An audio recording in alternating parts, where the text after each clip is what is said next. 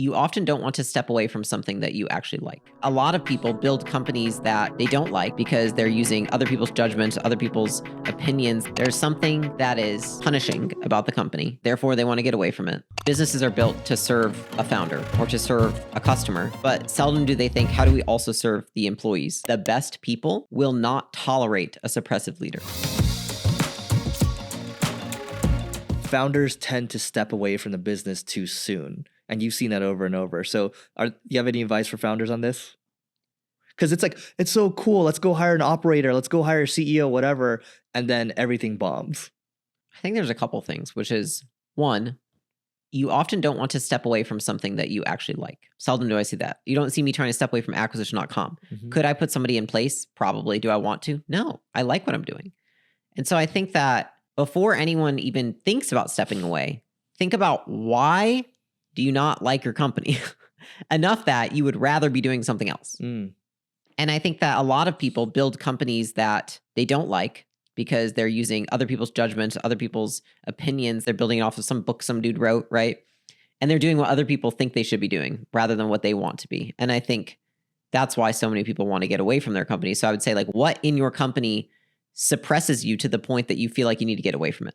And that would be something to figure out first. That's great. The second piece would be, if you're trying to get away from the company, I think that most people, if they're trying to outsource it too soon, it's, you know what? I actually just think it's number one. I think they're trying to get out of pain. There's something that is punishing about the company. Therefore, they want to get away from it. And they don't care what they have to do to get away from it. Now, you can put an operator in place, but what's going to happen to the operator?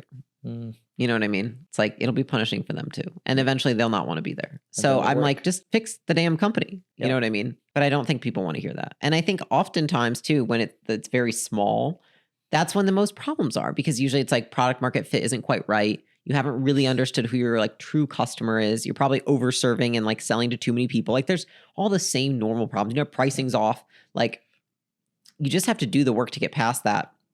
I think that I would encourage people to get to a place where they enjoy the business and running it before they try to outsource the whole thing. Totally. You will be more successful in outsourcing it. Yep. Look, one more thing before I end it with the final question. What was your name again? Jason. Okay. So here's a huge testament. Those of you who can't see Jason here. So it is on a Sunday and we recorded for about 3 hours and 20 minutes over here. And Jason is super excited. And that's a testament to how good of a culture that Leila and Alex have built. I just want to say that. Like, you cannot fake that, right? He can look like he totally hates it, but he's nodding his head right now. It's just like, that is what a great culture looks like. So you talk about engineering a culture where everyone wins. Tell us more about that.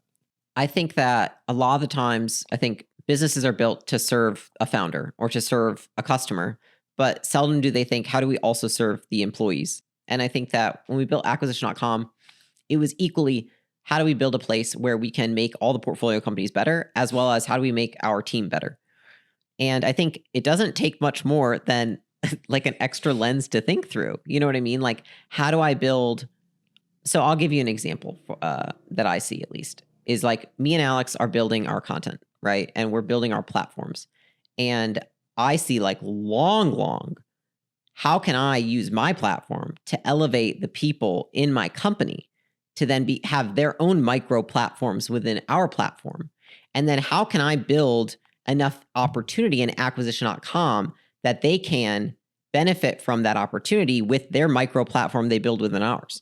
So if we build, what is my vision is like a mix of Gary V, Kim Kardashian. So it's like a mix of the Kardashians with Gary V, like think business Kardashians. Like that's what I want to build.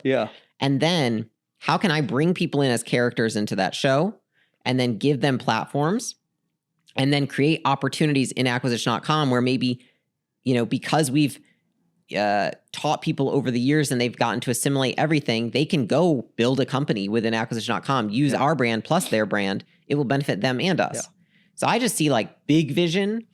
That's what I want to be able to build. And I think that the reason a lot of people can't or choose not to build a win-win culture is because they're too busy thinking, you know what? I don't want to put that person on a platform because what if they leave me? And the thing is that people will leave you either way. One way is where you suppress them and they say, F you, I'm going to go find somebody who doesn't suppress me, or I'll go do it on my own. Or you can say, I will encourage them and I will invest in them. They could leave you with everything you've invested, but they're still better off. And you are, because you've learned and you've been a better teacher.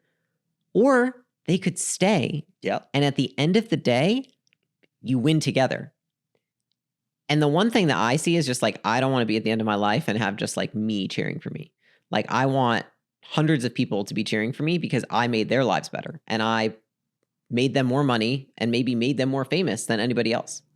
Like, that's what I would like to be able to do. And I think that at the end of the day, I also believe that the best people will not tolerate a suppressive leader.